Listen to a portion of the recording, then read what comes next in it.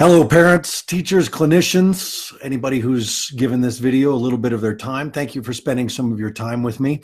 I want to talk briefly about toxic behaviors and why we would repeat them. Because as my sign back here says, we know that toxic things are toxic, and we know that nourishing things are nourishing. Let me give you an example. Cigarettes. Cigarettes are bad for you. Everybody knows this. This is not an argument anymore. This is not a long conversation where we're going to have lots of different points of view. We know cigarettes are bad, and children are shown since kindergarten the signs of cigarettes and being bad for you and bad for your body. It's up on the walls of their school since they're very, very young. And then all of a sudden they hit high school and parents don't understand why they're smoking cigarettes. And let's talk about McDonald's, right? There's nothing about McDonald's that people are going to argue that it's actually good for you. Yet, why do so many people smoke cigarettes? Why is the line at McDonald's at the airport always the longest line?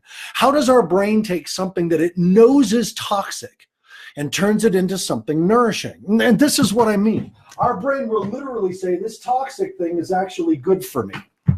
And it'll say, this is good for me. And this is why people make bad decisions. This is why people use drugs. This is why people eat McDonald's. This is why people smoke cigarettes. When we asked our kids at the facility, what is it about cigarettes that you like? Because they don't like the taste until they become addicted to it. So what is actually about cigarettes that you like? And their answers are always the same. I go outside, I hang with a group of friends, and I take a break. Those are very nourishing things. Those are things that are good for your body. Taking a break, being outside, and being with other people. So that's why they do it. What if I took out these words, toxic and nourishing, and what if I made them this, cost and payoff? What if that's really what we were talking about? Is that the cost of something has to outweigh the payoff of something. The payoff to smoking cigarettes is taking a break, going outside, breathing deeply, being with other people. The payoff to eating fast food is that it's convenient and it tastes yummy. And those things might in the moment or in the long run give you more than it takes from you. It might give you more than it takes from you. There's a point in alcoholism where if you don't drink, you'll die. All right? And we know that, and we seem to accept that. It's the same with heroin. We see what dope sick looks like to a person. It is devastating to become dope sick.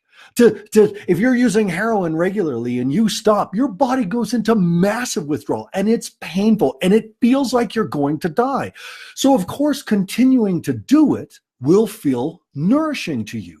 Sitting on the couch, binge watching your favorite TV series and drinking a glass or four of wine after a hard day of work feels nourishing, but it's not. It's actually toxic. And we know this. So when we look at other people and say, oh, wow, they're making bad decisions. They're making poor choices. They're being stupid. They're trading the bad for the good. That's not exactly true. That's not what's going on in the brain. We had a girl who literally was addicted to suicide. And when I sat with her and I said, tell me about your first experience of suicide, she said, well, my parents had just gotten divorced. My brother had left for college, and he and I were best friends. My best friends and I just had a big falling out. My boyfriend broke up with me. So I figured life wasn't worth living. And so I tried to kill myself. I said, what's the first thing you remember when you woke up?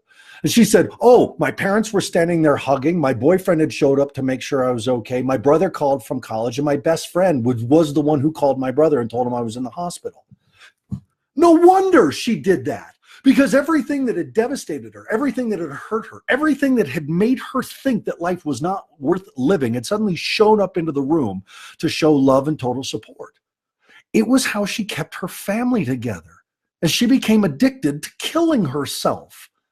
That is how the brain can take something that's toxic, utterly bad for you, and convince you that it's nourishing.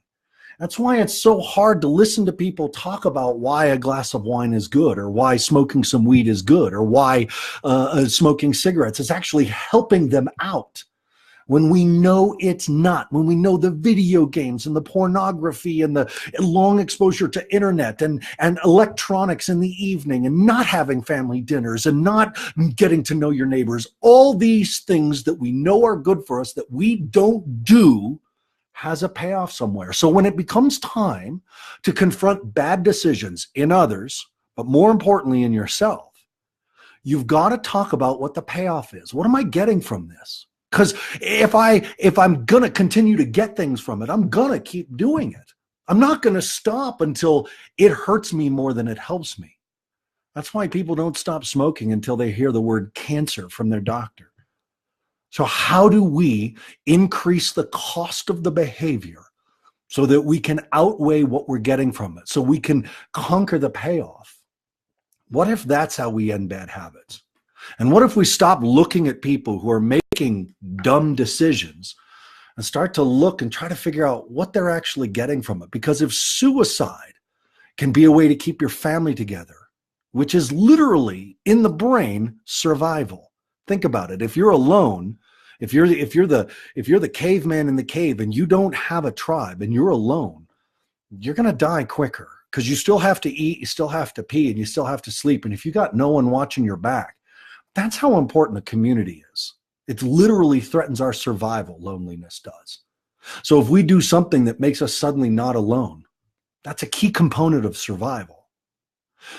This is why when parents say to me, my kid's just making bad choices, my kid's just making bad choices, that we're still dealing with the results that came from the actions, that came from the emotions. We're not dealing with real core issues, prime experience, primary caregiving. So take a look at your behaviors. And if you need to, take a look at your spouse's or your kids' behaviors to understand why they're making bad choices. They're getting something from it, and it might be survival. If you need more help and support, obviously I have a lot of videos on YouTube, Fire Mountain Residential Treatment Center or Fire Mountain RTC. You can always listen to our podcasts at beyondriskandback.com. And if you're a therapist, a teacher, a clinician who's working with a kid at risk and you need further support, please go to our website at www.firemountainprograms.com. We'd love to help. Thanks very much. Take care of yourself first. Take care of your adult relationships second. Take care of your children third. And remember, we got your back.